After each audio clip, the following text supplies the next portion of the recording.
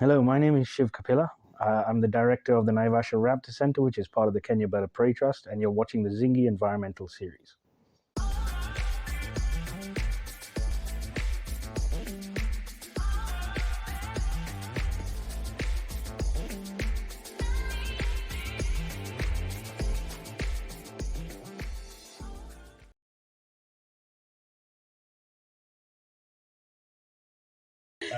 Hello everyone, my name is Bernard Muhia. Welcome to the Zingi Environmental Series. This particular show is called the Zingi Women, where we highlight the stories of female conservationists who are doing a fantastic job in conservation.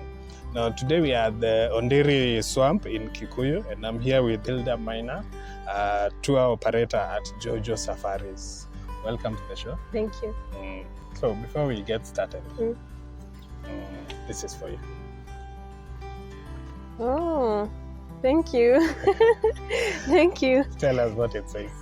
It says you have a radiant smile, it lights up the world, never stop smiling. So the reason why I've given you that is because we have a campaign.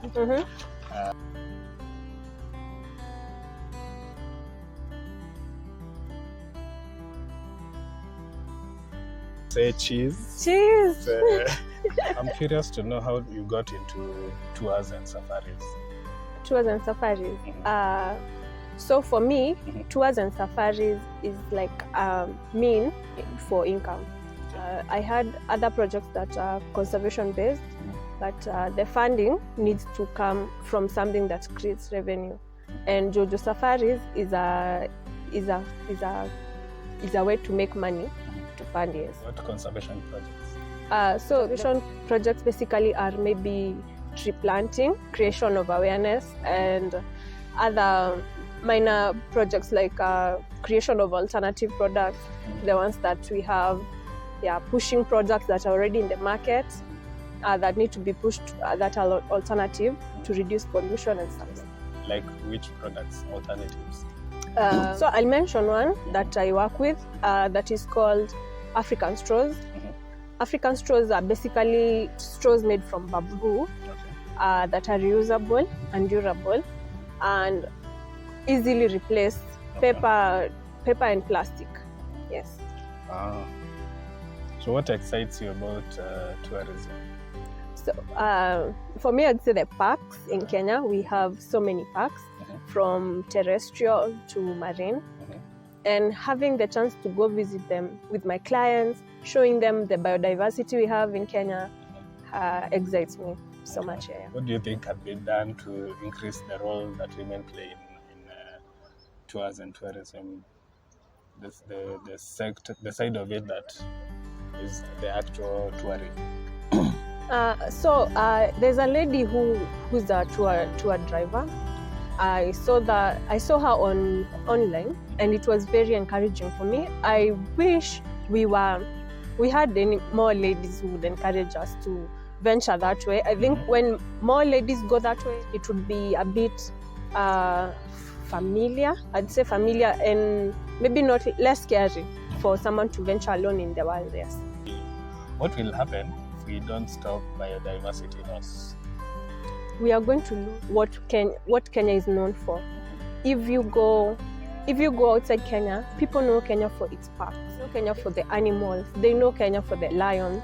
And if we keep losing our biodiversity, we are going to lose our tradition, our own. We are also going to lose as a country, because when we say, let's say like Mau Forest, if we lose Mau Forest, we are going to reduce the amount of rain that is coming into.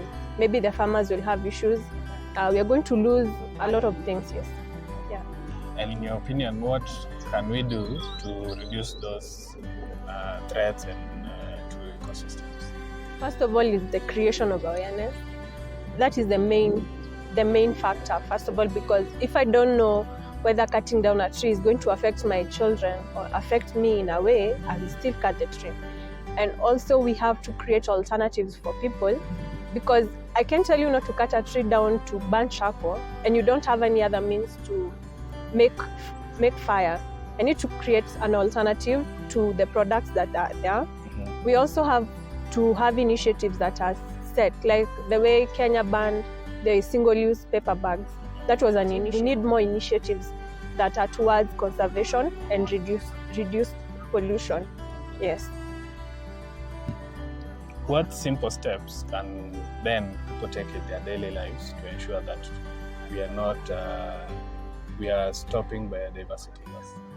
So I advise people to take in the act of using reusable, anything reusable, be it a plate, be it a cup, be it a straw. You just make it reusable. Also recycle as you can. Plant trees when you can, and preserve the ones that we have. Yes. Touring is very dependent on wild animals. Yes. Which of the endangered wild animals or birds would you like to least see disappear or go extinct?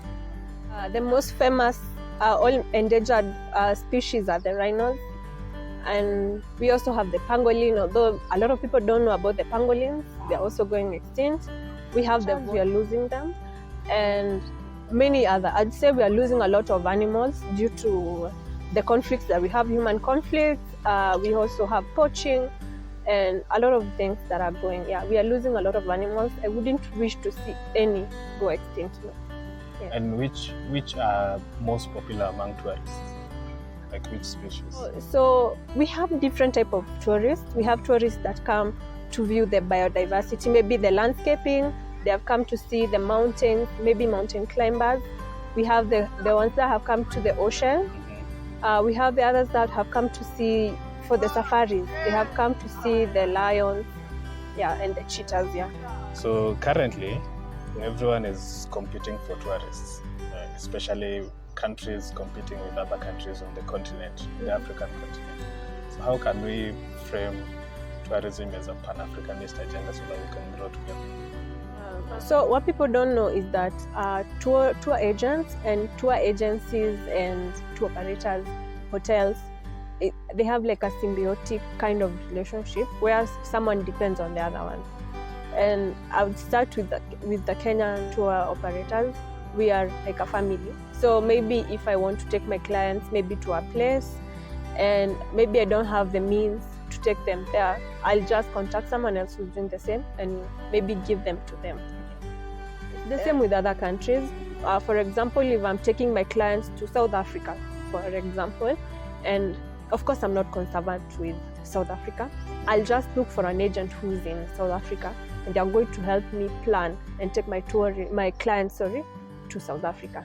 Yeah, so it's easy for tourism to be a Pan-African kind of thing. And how can that be replicated on the country level? It's already on the country level, because if I'm in Nairobi, for example, right now, and I want to take my clients to Mombasa, I'm not in Mombasa. If I go to Mombasa, it's going to incur me cost. So I'd rather maybe find someone who is in Mombasa who does the same, who's going to take care of my clients. Yes. Yeah.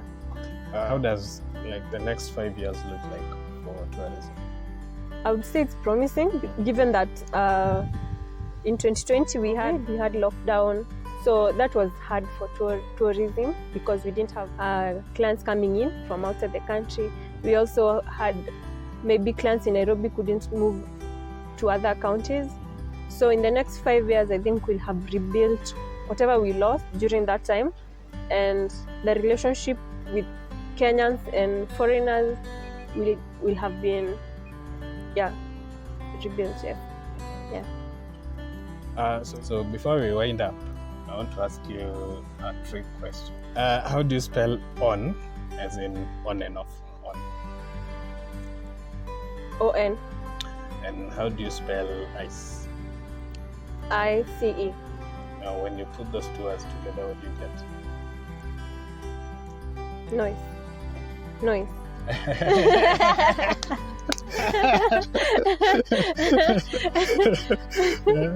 So we've been speaking to Hilda Maina from Joujo Safaris about her involvement in the tourism industry. My name is Bernard Muhe, and thank you for watching.